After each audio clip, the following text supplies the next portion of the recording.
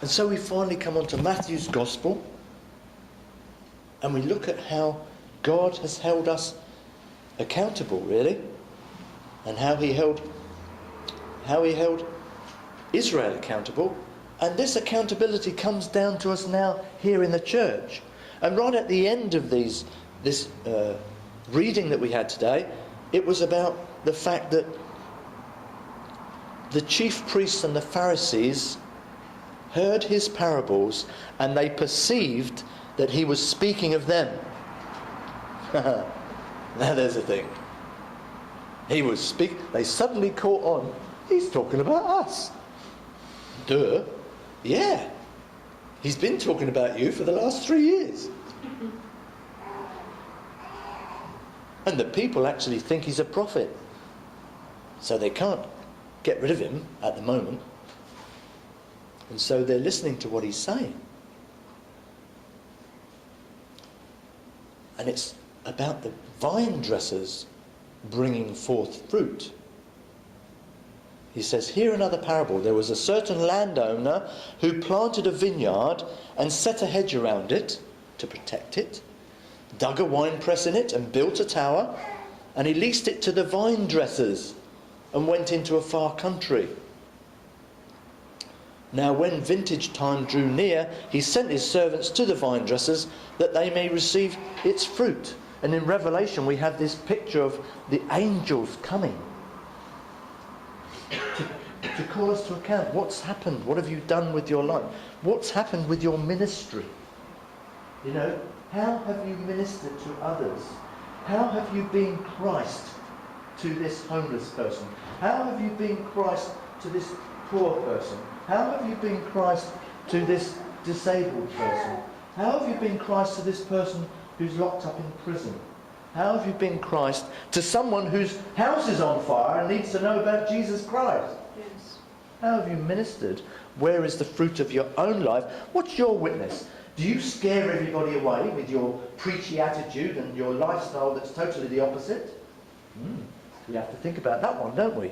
How often do we see churches and people out on the streets preaching some fantastic gospel, and then when you actually get alongside these people, there's attitude, there's all sorts of things going on. They've dealt with their issues, they've dealt with themselves in any shape or form. They've just gone through the motions, got brainwashed into this is what you do, you say this prayer, you get saved, you go out, you tell other people.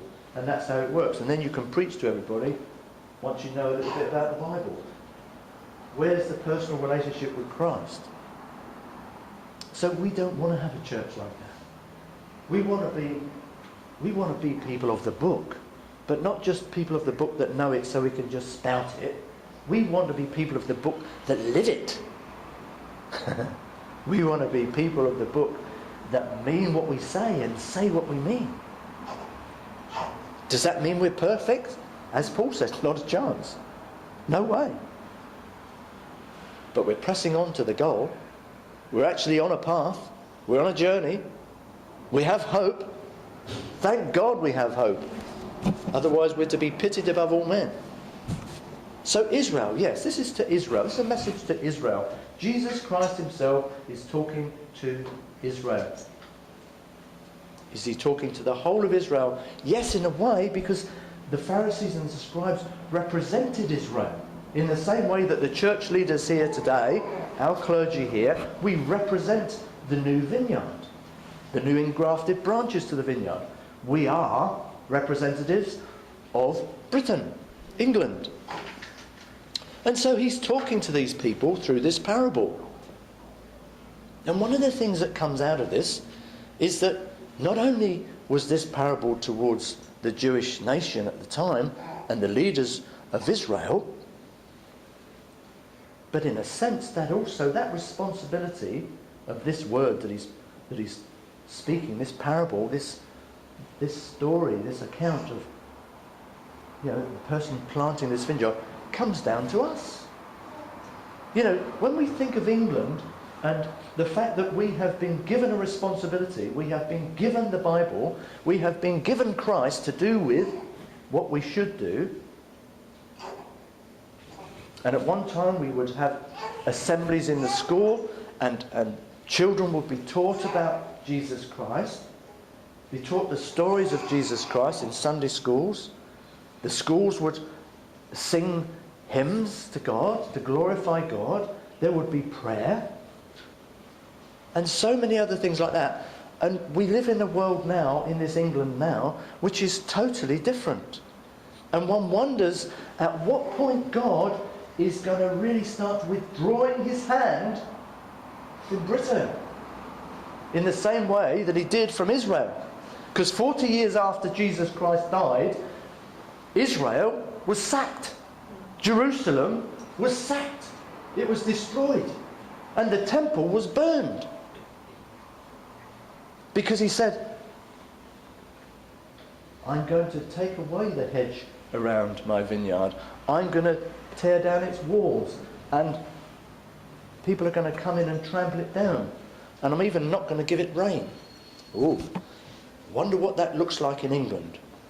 Well, look around you, folks. Look around at what's happening today. What's happening with our young people? I've got 4 children and I've seen it gradually deteriorate in the last 30 years. What's happening in this country?